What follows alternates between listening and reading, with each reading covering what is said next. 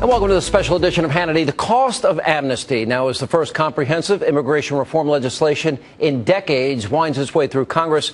Are you really getting the full picture? For the next hour, we're going to be taking a look at a documentary film called They Come to America Too, The Cost of Amnesty. And I'm joined by the filmmaker, Dennis Michael Lynch. But before we get into the details, let's take a look at one clip. Americans feel as if we're taking care of non-U.S. citizens before we're taking care of our own. Why is that? Part of it is it's an impression that the government gives. They go out of their way to try to show how compassionate they are, to show how we are concerned about people all over the world, how we are not going to turn our backs on people who have come across the border. And the person who's most often forgotten is the average man, the average woman trying to live in a safe neighborhood, in a decent house, and get their kids through school. They're the people with no lobbyists in Washington. They're just basically on their own. They feel that way, and justifiably so. That is unacceptable. Do you know how many illegal aliens that we have in this state of Maryland alone? No. 295,000. Listen, you got to times that number by 2 to 5. The thing there is going on with these illegals is that they show up at their rallies. They've got hundreds and hundreds and thousands of people. Congress works on numbers. If I don't see hundreds of people at this thing tonight, I can only feel so bad. We can only feel so bad. Come back and give us the results. Well, that's if I don't get shot. Oh, man. All right.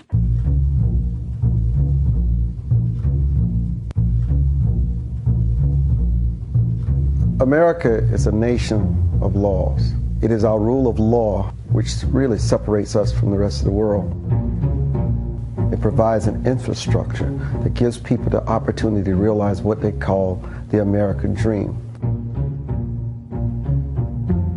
There was a time during the history of our country when American blacks who looked like me, while they had it right in the Constitution that all men are created equal in the sight of God, many of our founders did not live it out in principle. Slavery. Racism card is something that makes white men very uncomfortable. If you really want to really insult and offend someone, call them a racist. Why do you have so much contempt for your audience?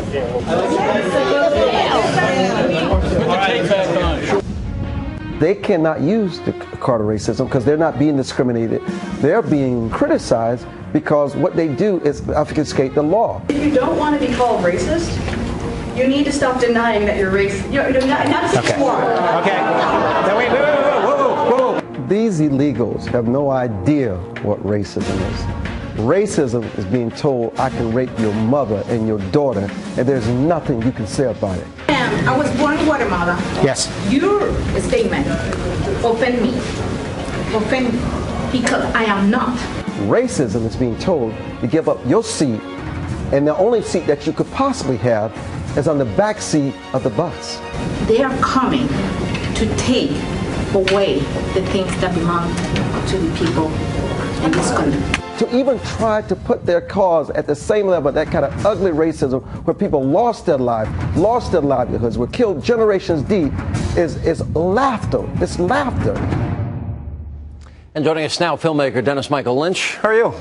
Pretty powerful stuff. Thank you for having me here. Well, especially in light of what just went on, this isn't a surprise. Well, let's start at the beginning. How did you get involved in this? Oh, man, it's such a long story. I mean, I've never been a political guy. I'm an independent, you know, and I was aiming towards a Hollywood career, doing things with Christy Brinkley and Alec Baldwin. You have my sympathy on that one. Listen, we feel the same way. Yeah. And long story short, I saw a guy protesting on the side of a 7-Eleven against illegal workers, pulled over, he said a couple of things to me, and before you know it, I'm a hungry filmmaker going to make an illegal immigration movie, but I'm sitting here today as a concerned citizen, because what I found out isn't what you're seeing on television. What did you find? Oh, well, depends on what you want to talk about. You want to talk about people who are unemployed and can't get jobs because they're being taken by illegals? Or do you want to talk about the passports and the Chinese signs that I'm seeing down in the desert that Congressman Peter King was surprised when I showed it to him? Sean, let me say this. I find us as a country in a place of time when the President of the United States and members of Congress care more about the well-being of illegal aliens than they do the American citizens. It's interesting because the recent Senate bill, CBO said wages will go down, unemployment will go up. Does that not confirm what you just said? Oh, goodness. I don't think anybody understands what the unemployment lines are going to be like in this country. I have been an entrepreneur my entire life. And about a month ago, Marco Rubio's on television cheering for his bill, and he says, you know, they're not going to get entitlements and they're not going to get Obamacare.